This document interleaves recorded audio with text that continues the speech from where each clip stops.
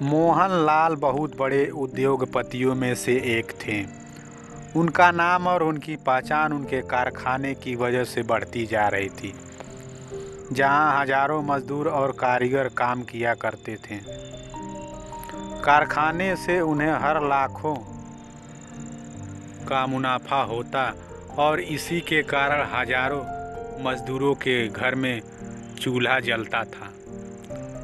एक दिन अचानक उनके कारखाने में एक मशीन खराब हो गई, जिसको बनाने के लिए दूर दूर से इंजीनियर आए, लेकिन वो उसे सही करने में असफल साबित हुए।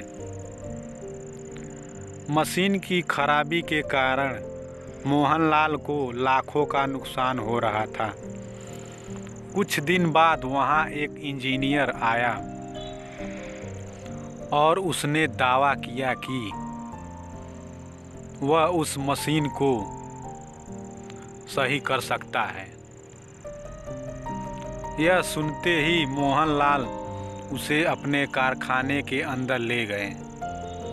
अंदर पहुंचते ही इंजीनियर ने एक शर्त रखी कि मशीन ठीक हो जाने के बाद पैसे का भुगतान या अपना मेहनताना वे खुद तय करेंगे।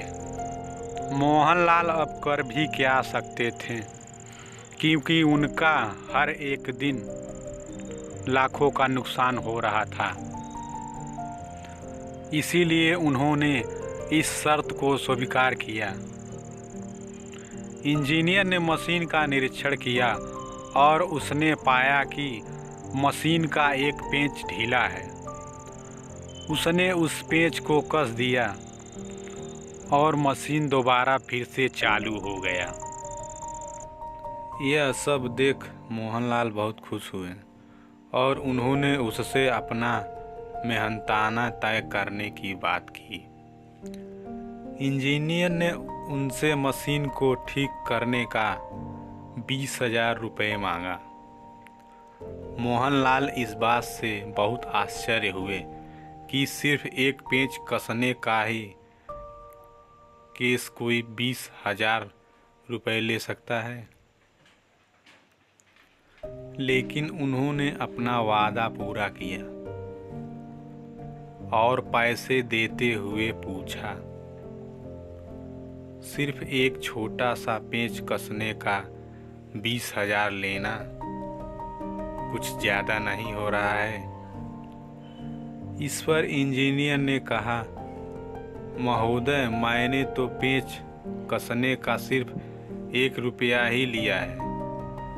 बाकी 19,999 रुपये इतने बड़े मशीन में कौन सा पेंच ढीला है, उसे देखकर कसने का लिया है। मोहनलाल उस इंजीनियर की चतुराई और बातों से बहुत प्रभावित हुए और उसे अच्छी वेतन के साथ एक उच्च पद पर नौकरी पर रख लिया गया। दोस्तों, किसी भी चीज़ में या कहीं भी अपनी मेहनताना की कीमत अपने हुनर से की जाती है।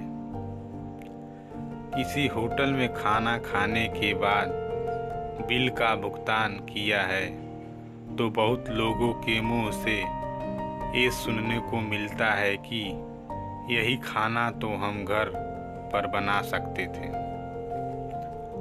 और इसके लिए ही हमें इतना ज़्यादा भुगतान करना पड़ा।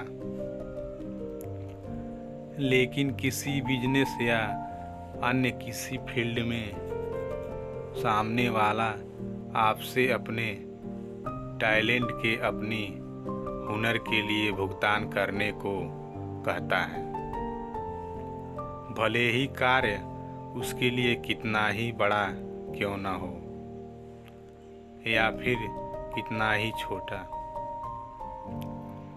सार शब्दों में कहा जाए तो हुनर की कीमत हमेशा अनमोल रहती है।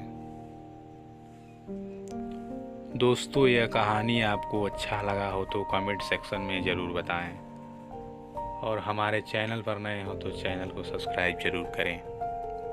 जय हिंद।